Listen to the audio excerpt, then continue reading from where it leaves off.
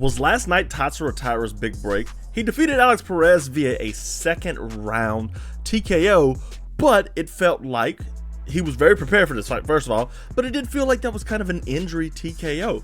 Tatsuro Taira came into this fight, he was ready to go, he wanted to prove that, yes, the UFC thinks right of me, but they still, I need to prove it. Alex Perez, unfortunately for him, really bad luck again. Asu Almabayev got a win, another good fight on the card. We'll be talking about that today. Drop in the comments, who do you think Tatsuro Taira should fight next? These three options I got over here. Yeah, so Tatsuro Taira, was this his big break? I have a hard time saying yes, and I feel like he needs another win.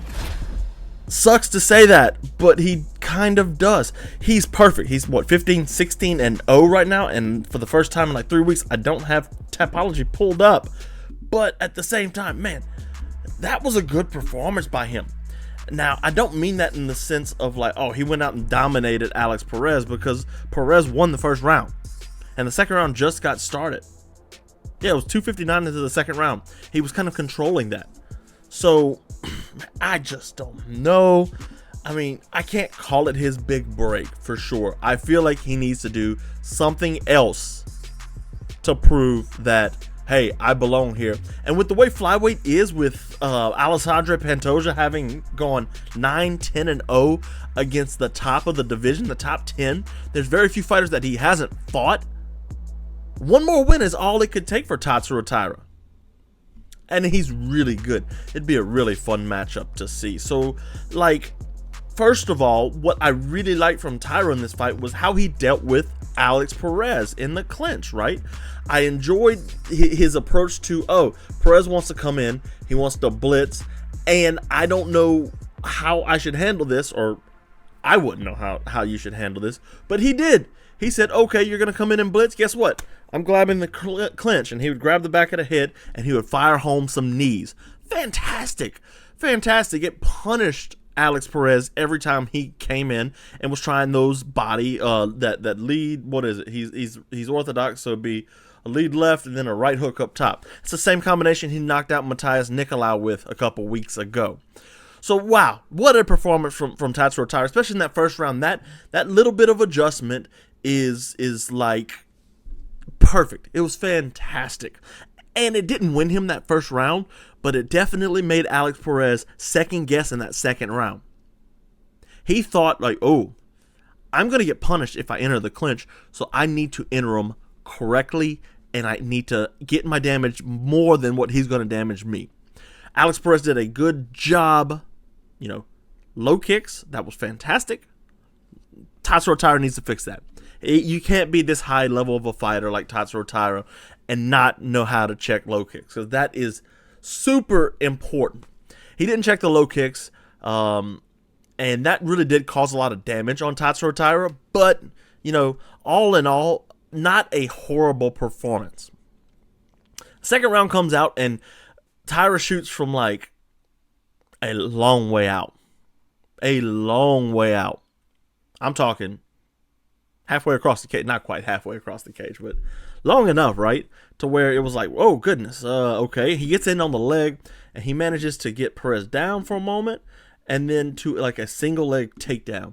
Or so I thought. He gets on the back and he wedges himself between Perez and the fence. And then he does his thing. He gets on his back. He gets the body triangle. We've been seeing that. We talked about this in the fight companion when we were talking about the fight. How we're seeing a lot more body triangles, and we saw it a lot in this card too. This okay card, I guess. But he got there and he's running the broomstick across his legs. So he's coming from behind. He's going up through the legs of Alex Perez, and he leans back one time like he was about to fall off.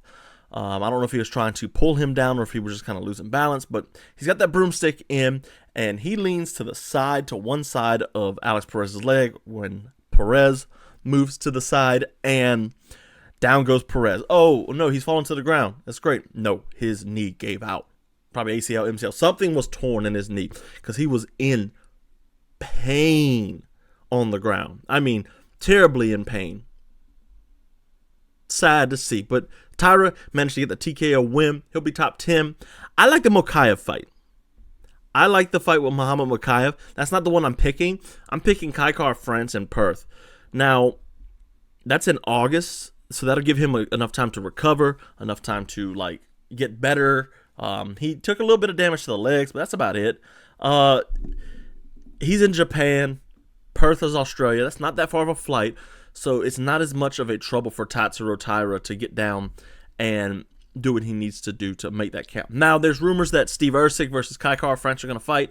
So there's Muhammad Mokaev. He might be fighting Manel Kape. So what? Manel Kape's going to pull out, so Taira might as well be ready for that. And then, who was the other? I said Steve Erceg, who might be fighting Kaikar France. We'll see. Yeah, so good win for Tatsuro Taira. I thought he's a good fighter. You know, UFC's been wanting to get to Asia a long time, and they've been trying to like strong arm their way through like China and Kazakhstan and these other countries, and it's just not working out. So they're going in Japan. You got him, you got Rinya Nakamura. They just signed Kai Asakura. They might have their way in Japan here soon, and that might be exactly what we want to see. Alex Perez, man, after all of that, you know, he's fighting 3 times since March. This was his 3rd fight. Said, yeah, I'll fight Tatsuro Taira short notice, no problem. Yeah, I was supposed to fight Ulanbekov, who missed weight, by the way. Garbage, right? Ulanbekov really, I mean, Alex Perez, I should say, really kind of, he showed himself to be a good fighter. And I don't mean that in like a condescending way. Like we talked about it with the Matthias Nicolau fight, where he managed to get the knockout. He fought great. He fought really good against Muhammad Mokaev too. Don't let that loss confuse you. A lot of people had Alex Perez winning that fight because Mokaev had no damage from his takedowns. After all his time, though, of him pulling out of fights, him injuries, his opponents pulling out of fights, and it seemed like Alex Perez was back on track. Like, yes, let's go, fire on cylinders.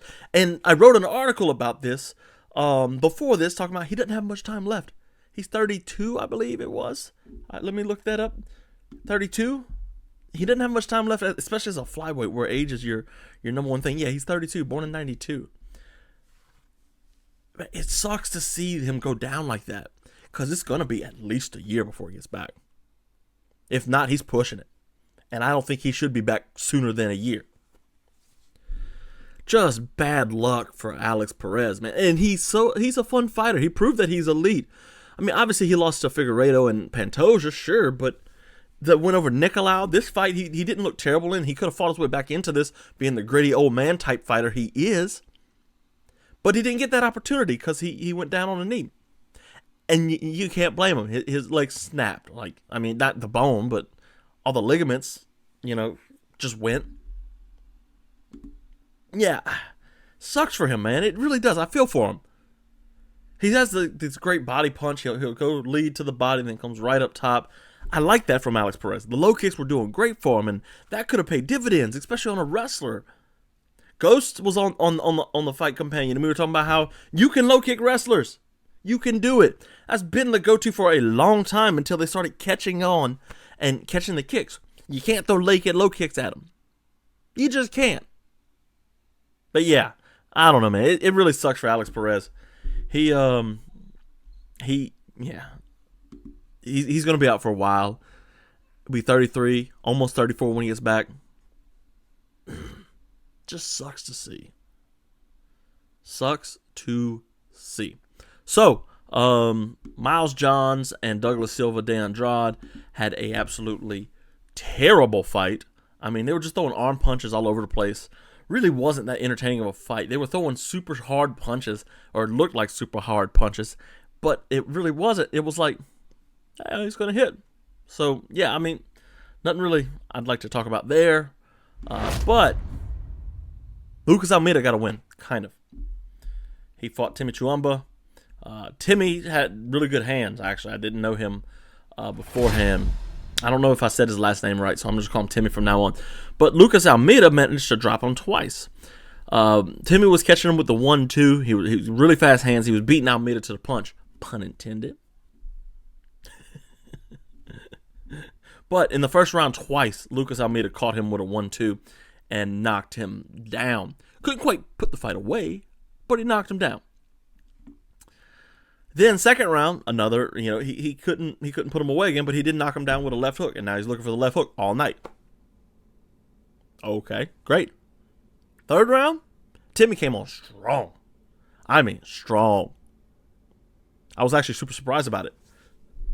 But, you can't be, because these guys, they come in, and sure, I do talk bad about a lot of the fighters that come on and how they're not like UFC level. But, I mean, this might be UFC level now. Who knows? Like, we might have a new lower standard. They didn't sign Saladin Parnasse. Cedric Doumbé, he's missing.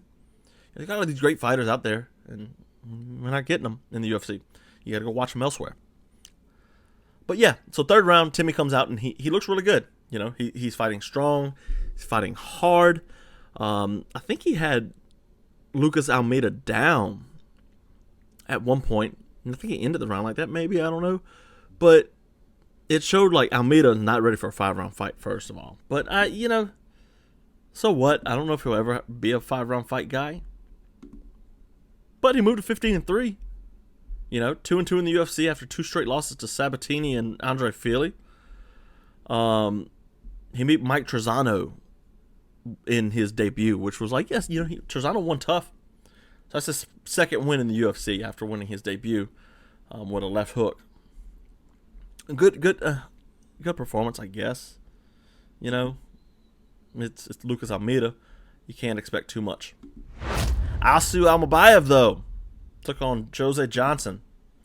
That was a weird fight because Johnson's like 6 foot tall and Almabayev's like just this regular flyweight. It was a 6 foot tall flyweight. Does that make sense? It doesn't make sense to me. But here we are. Almabayev, man, he's so good. Now he's 20-2. Since coming to the UFC, he's been great. But like, you go back and you look at these guys from their records, and you see these guys that have been in Brave. Like, he's been in M1 also, which is good. ACB, he fought him once. He lost to Ulanbekov and Mamedov. That was back in 2017. He lost to those two back and back. So that's his two losses. We can't blame on Ulanbekov. We knew he would turn out to be good, but he lost to Mamedov. I don't really know him too much. But he comes back and wins 1, 2, 3, 4, 5, 6, 7, 8, 9, 10, 11, 12, 13, 14, 15, 16 in a row. This cat's good, bro. And he's a great grappler, too. Really good. UFC, he's beat Ode Osborne, CJ Vergara, and now Jose Johnson. Johnson's 6 foot tall. Had a lot of good luck with his, not good luck, I'd say, but like had a lot of good moves with the butterfly hooks. And how he kept the butterfly hooks, getting him to butterfly hooks, even with those long limbs of his. But then again, he can get them further out. But getting those butterfly hooks in, he was managed to elevate Asu Almabayev. And he did escape a couple times. He did manage to get out of trouble's way. So, good move by Johnson for that. But there was a couple times where Almabayev's like, okay, we're in a scramble. If we're going to scramble, I'm going, right? And he went, and he would go. And then Jose Johnson would just he would give up position. Like in the second round, there's a point to where he was on his knees. And Almabayev's going behind. It's in the middle of a scramble. He just sits on his knees for a second. You're dead there in that position. 100% of the time. You are dead. And Almabayev took the position. There's nothing Johnson could do. Johnson had a good third round, but Almabayev was still in control. He managed to, fend off, and we talked about the body triangle. Jose Johnson was another one that brought it out. Asu Almabayev also brought it out. Both of them in this fight. But there was a couple times where Almabayev, I think at least once, Almabayev or Jose Johnson was on Almabayev's back, and Almabayev managed to, reverse. He turned into him because the lock wasn't quite tight enough. And I guess with the long legs, you can kind of see why that would happen. Your thighs are a little bit longer. But yeah, Brady Heiston beat Garrett Armfield. Adam Fugit beat Josh Quinlan. Nate Maness, Jimmy Flick. That was cool. Gabriela Fernandez beat Carly Judice, who's 3-2, but she's from Lafayette, so I've got to pull for her. Weston Wilson finally got a win in the UFC. Triangle and an armbar. That was pretty cool. Melquizael Costa beat Nerdenbecky, which was surprising. That's part of that UFC push into Asia through China. I mean, Nerdenbecky's 39-12. He's an ancient old man. Josephine Knudsen, she had a really good performance, moved to 8-0 versus Polastri. So yeah, that was a really fun fight. 303 is going to be our next fight companion. We'll be talking about Alex Perez and his fight with Yuri Prohaska, the second one, the rematch. But before that happens, like, you need to catch up on what Alex Perez is about.